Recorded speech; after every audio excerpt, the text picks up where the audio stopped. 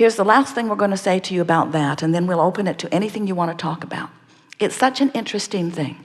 So let's say that there's something in your life that's giving you some grief. Could be a person, a concept, an entity like a government.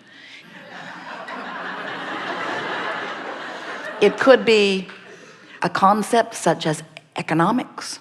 Something that you're focused upon is causing you great consternation. So as you look at this unwanted thing, it becomes the basis of many rockets of desire. It becomes the basis of your expansion, because you can't look at what you don't want without asking for more. And you can't ask for more. That contrast which causes you to ask is step one. Source becoming it is step two. You can't stop that from happening. So now, here it is. It has become vibrationally. And all you've got to do is turn toward what you're asking for and find a way to become a vibrational match to it. But how common something else occurs. Instead, you look at the unwanted thing, the thing that caused you to become and expand to begin with, and you use it as your excuse not to expand. And that's why you're extra mad at that, because it is all vibrationally tied together. When someone that you want to love makes you feel something other than love, you send so many rockets of desire of wanting to love, and when they remain unlovable, and you use what they're giving you as your excuse to feel the absence of the love that they caused you to want, can you feel how annoying they are? That's why we say to you, often those irritating, obnoxious, hard to live with creatures are your soulmates. You said, from your non-physical perspective, let's go into the physical and harass each other into expansion.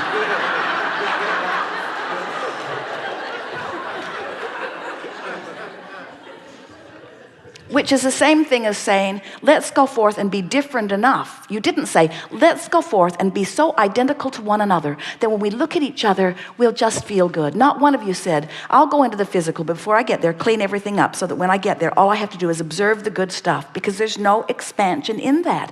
You wanted variety in order to cause you individually to ask for what you are wanting.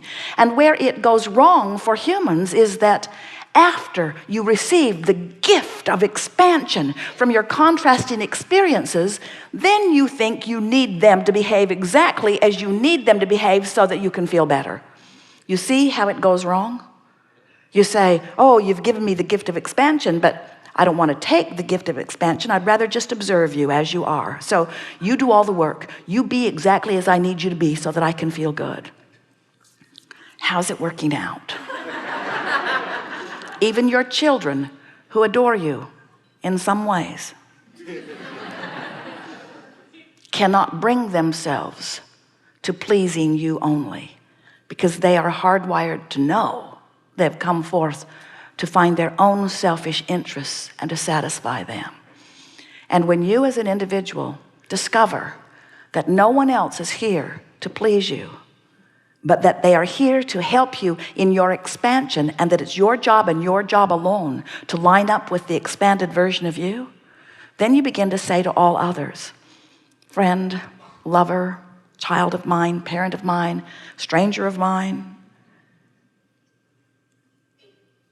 I hold you not responsible for my joy, but thanks for the expansion. The joy is my job. Alignment is my job. Not your job to line up with my inner being. My job to line up with my inner being. Your job to line up with yours. So your marriage vows say something like, I like you pretty good. Let's see how it goes. Your marriage vows say something like, I promise you that I will not hold you responsible for the way I feel. And I will allow this delicious relationship that we are embarking upon to be the basis of my personal expansion. And I promise you, I'll take that expansion seriously, and I will do everything in my power to keep myself in tune with who life causes me to become. And I realize that you're going to be a big catalyst in my becoming.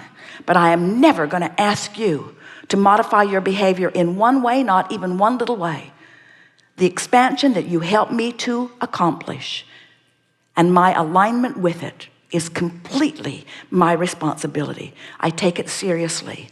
And so I give you these words in these marriage vows or friendship vows or business partner vows. My vow to you, to each and every one of you, is I will be happy. I will be happy. My happiness is my job, not your job. My happiness is my job, my job, my job, my job. Oh, feel the freedom that will come to you when you say that and mean that. It's my job to be happy. The only place you will ever find the freedom that you must find to be joyful is understanding that you've created a vortex of vibrational expansion, and that when you move in the direction of it, you feel wonderful, and when you don't, period. And what everybody else is doing is their vibrational relationship with who they have become. And when you get that clear, then you can be a people upon this planet in all of your magnificent differences, living joyous, expansive lives, no longer using the behavior of each other as your excuse to pinch yourself off from who you have become. It's a time of awakening, and that's what it is all about. So, what do you want to talk about? Some things. The nitty-gritty of your experience is always delightful and fascinating to us. Do not worry about the unfolding here. It will be perfect. This gathering gathered vibrationally before you dragged your physical bodies here. Begin here. Stand if you think it's you. Yes,